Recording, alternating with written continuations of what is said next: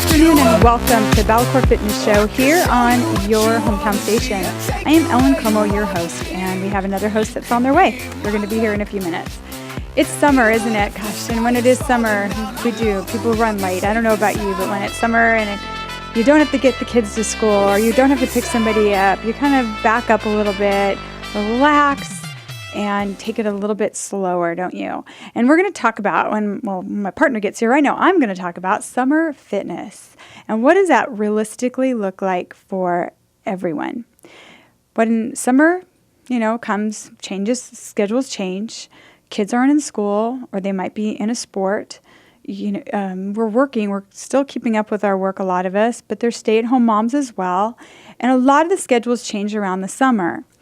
What happens is sometimes we let fitness, almost like in the winter, I see it both around Christmas time and in the summer, where we let our fitness become third, fourth, fifth, sixth on the list of things that we do. Now, when our kids are on schedule and they're in school and we're going to work every day and we don't have either that, the celebration of summer or the celebration of the holidays, we can stay pretty consistent in our fitness. But as soon as those two things happen, even from the time, think about when you're little and you're in elementary school and it's the first day of summer. We all remember that one thing that it was so exciting to us on that first day of summer. Mine was that I could take my shoes off and run around barefoot. And that's what I relate to my first day of summer. So we carry those kind of like holiday mental attitude from the time that we're very, very young. And we bring it into our adult world and our adult life with us. So it can really take our fitness and our health level to not to a place that we really don't want to go. And then the summer's over. We show up at the gym feeling really bad. We haven't been working out. We've been eating wrong. We don't feel so good. Let's figure out ways that we can avoid that. So we're going to talk about that. I'm going to talk about it for right now. And then when Danny joins me, he's going to give some of his feedback. And the first thing that I really want to tell you, just like what I say around Christmas time, fitness, keep fitness your priority. But you might be a 6-day-a-week fitness person. Like you go to the gym 6 days a week, you're very disciplined, you go at the same time every day. You might have to be okay that it's 4 days a week and be realistic about how many days you're going to be able to make it. Because if you set the standard so high for yourself, within the first week or so, you're going to get so overwhelmed that you can shut down and stop going altogether. So, another thing, let's say the heat gets to you. Some people love the heat. I thrive in it. Other people die. They just completely fall apart and die. I mean, they just can't. It's too hot and they can't function very well. They don't feel good. They can even feel a lot more nauseous than they normally do. Oddly enough, I feel that way when it's winter and freezing. When it's freezing cold and winter, the last thing I want to do is move. Some people feel that way about the summer. And if you're one of those people, if you can, and if it's realistic for you, work out either very early in the morning or later in the evening. Even our new July schedule is coming out for our gym, and we're adding classes later for that reason, for a whole host of reasons, but that's one of them. So look at, if you are not a summer person, early workouts, late workouts. If it doesn't matter and you love the heat, continue to work out at exactly the same time you always did, unless it impedes on something that you're doing for your family. At that case, look at your schedule, find a realistic time, and that is the time that you pencil in, I should say in pen, the days that you're going to work out and the times that you're going to work out. So they could alter a little bit. And a lot of us get very stuck in our, I go to the gym every day at 8:15 and that is it. Well, now our kid needs to be at dance at 8:10 or 8:20, or our son we have to pick up our son from football at 8:30, and that 8 o'clock to 8:15 time doesn't work. You need to be flexible about that, and you need to be realistic about that and say, you know what, maybe I can go to the 7 o'clock class, get up a little earlier. You know what, I like sleeping in the summer. Let me go to the 10 o'clock class. So when you're planning this out, and I want you to plan your summer, you're going to have vacations coming up.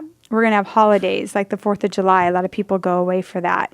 So if you do know that you've got parties and you've got vacations coming up, plan around that as well. Don't not think about this. Like if you're leaving on July 24th to go on vacation, put that in your calendar. No, we all have our smartphones that have calendars on them. Mark, those are the days that you're out, and you want to work out this many days every week before you leave, and stick to those days. So that's the first thing you need to do, is make a plan for yourself.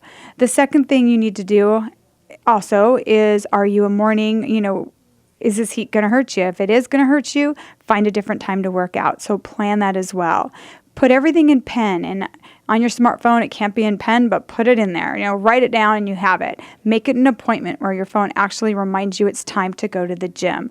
I find it really interesting, and I've found this with myself as well.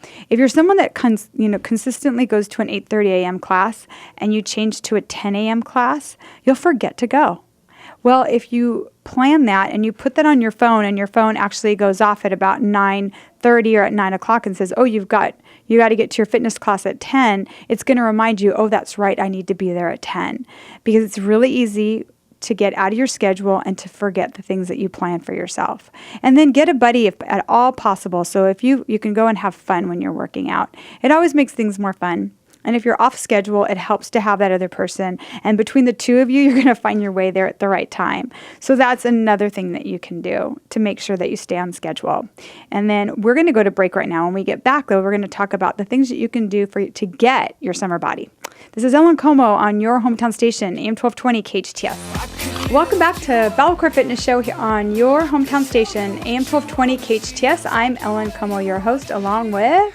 I am in the radio station Danny Lou, and I forget that Santa Clarita has so much construction going on with all our bond money and all our funding that if you leave a little bit after the time, you're going to get somewhere late. So always leave a little early, including to get to the gym on time. And if you were listening, but I don't know if you were because you were driving, hopefully you had KHTS on, but we were talking about staying on track throughout the summer to keep your body fit.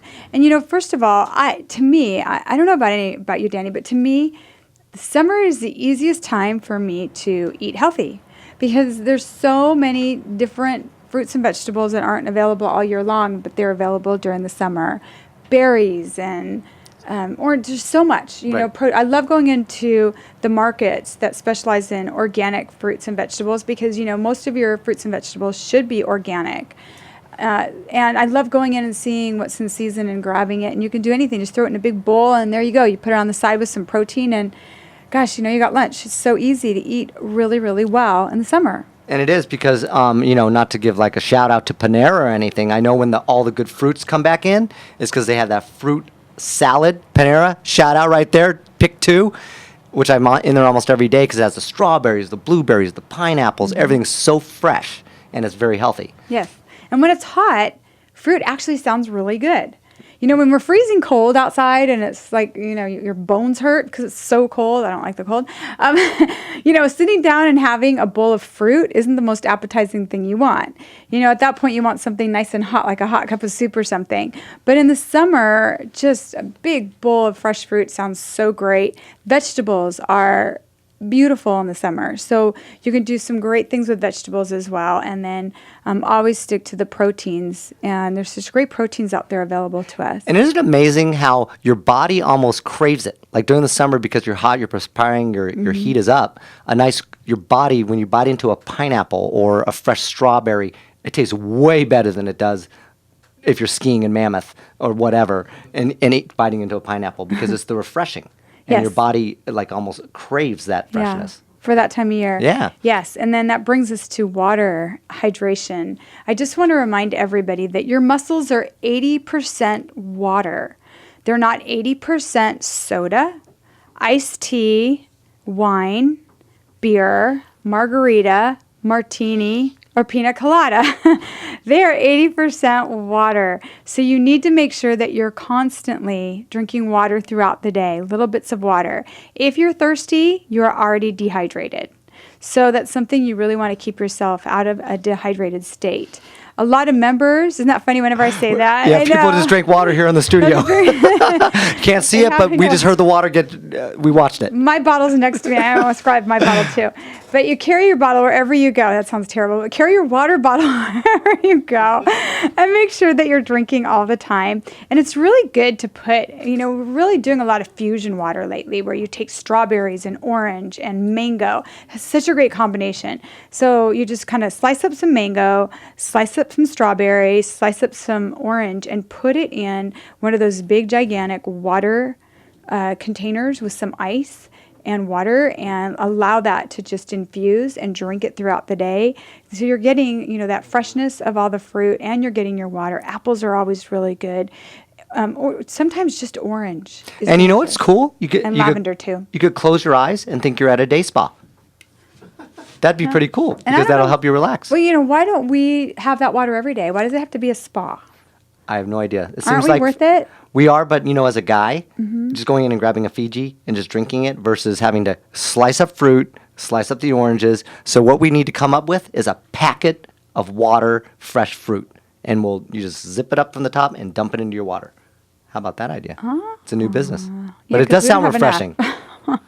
That does, doesn't it? So there's I love infusing my water in the winter, but especially in the summer. Remember, you also have rosemary, you have lavender, you have great things that are in season right now that you can throw in there that you would never think of. And then play with it. Try different waters. It makes it kind of a fun experience for you. And then what you can do is the rest of the fruits that you have and the herbs that you have available, or vegetables as well that you can put in your water. Combine all those, put them in tinfoil, throw them in the oven along with whatever protein you're going to have, and then that's dinner. So you can do that. And I love doing that, taking mango and taking berries and oranges and things and throwing them in tinfoil along with some cucumber and some lavender and just cooking them all together and warming them up just slightly and putting them next to maybe a piece of fish or something. So it's really good. I'm almost laughing. Because for me to try to do that, it seems like it's an event. But it seems like a good thing to do because you're recycling and you're getting the value of everything. Right. And these days we want to get that value. So as a single guy and you're just trying to get food out like that, it seems like that would take an event. But it is recycling and you're using all your food and it's all the healthy food. So if you just have to do it the one time and get on the plan of doing it and repeating, then it's like making your bed. It just becomes natural habit. But here I'm sitting as you're saying that, I'm going like, oh my gosh, there's a whole event that has to happen here. But it's a healthy event. And so that's what change is in fitness, is you have to commit and make change. Yeah, I'm laughing too. Why I'm laughing so hard is this is a guy who did not have a stove for about 6 years. Yeah, the gas didn't work, and I just left. I just got it fixed. What's the last meal that you cooked for yourself, Danny? 5 years ago. I don't even know. Exactly. Maybe an egg for my son for football. No, for you. For me? Uh-huh. Oh, I don't think I ever have. No, Danny doesn't cook. On that note, we're going to be right back. This is Ellen Como and Danny Liu on your hometown station, AM 1220 KHTS.